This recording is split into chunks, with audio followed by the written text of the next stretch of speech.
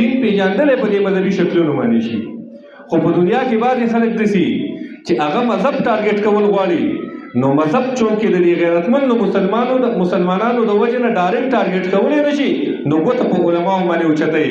او دې لږ شانتې مخکې زمانه کې تاسو وکتل چې د اختر په شپه کې لږ شانتې اختلاف راغلی چې د اختر ورځ سبا ده او که بله ورځ ده.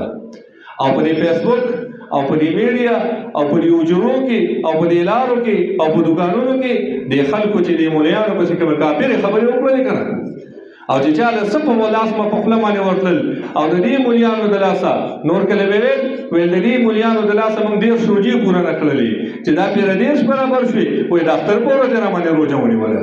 مولا نصرالدین هغه په لار باندې روان و، نو خر یې دغه رنګې ځان سره په خر باندې سور روان و، نو خلک ویل دا خر یې کمزوری و، ویل ده ته وګوره، ویل دا خر یې کمزوری و، نه کمزوري خر د پاسه ناست دی. نو ورسره داسې لاندې روان شو، خر یې د واګې نه نیولی و. نو چې لږ په نورو خلکو ورغلې، ویل دې نیولي ته وګوره خر ورسره نه پیدا روان دی.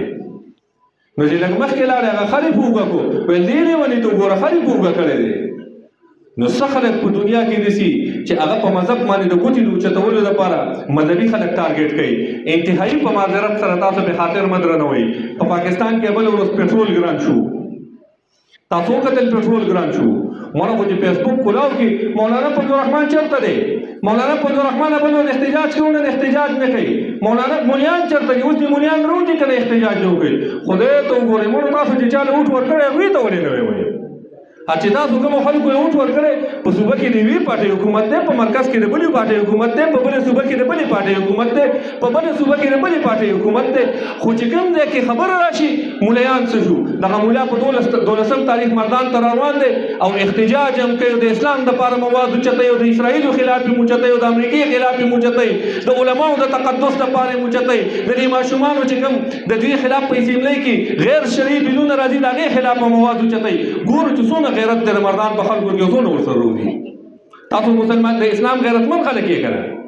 تاسو کې مذهبي غیرت شته که نه؟ زه الله پاک پته لري موږ کې مذهبي غیرت شته. تاسو کې مذهبي غیرت شته؟ تاسو کې شته؟ دا څومره بې خونده ټیزن غیرت دی، انتهایي په معذرت سره دا دونه بې خونده غیرت دی. غیرت خو یې دی ته چې موږ کې مذهبي غیرت دی. نبي علیه الصلاة والسلام چې د بدر میدان ته وتلو صحابه کرامو نه تپوس وکړو، ویل څه ستاسو څه خیال دی؟ صحابه کرام پاڅېدل، ویل موږ د موسی علیه السلام د بني اسرائیلو په رنګې نه یو چې دا ته ویو چې ورشئ ته ستا رب د جنګ وکړي، چې کله یې وګټئ بیا موږ له راشئ. موږ د محمد رسول الله صلی الله علیه وسلم امتیان یو، موږ به درنه مخکې یو، ته به راپسې. او په موږ کې چې یو ککریم ژوندی دا مشرکین ستا خواله نه شي راتلی. موږ الحمدلله د صحابه کرامو پیروکار یو. موږ الحمدلله الله پاک دې موږ د صحابه کرامو په نقش قدم باندې روان کی.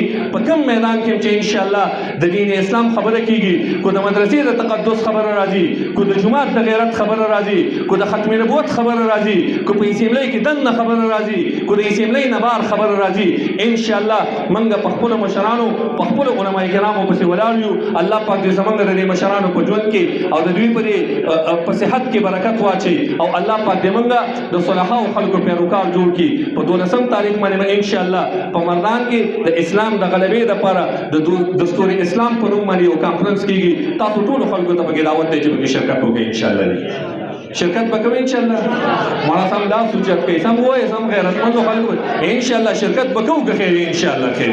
د اسرائیل او د کوپر خلاف به ان شاء الله په هر میدان کې لاس مخکته کوو، اوچت لاس د اسرائیل او د کوپر خلاف به ان شاء الله په هر میدان کې په صف اول کې ولاړ یو ان شاء الله خیر. الله پاک دې ما او تاسو ټول د دې د خدمت لپاره قبول وګرځوي.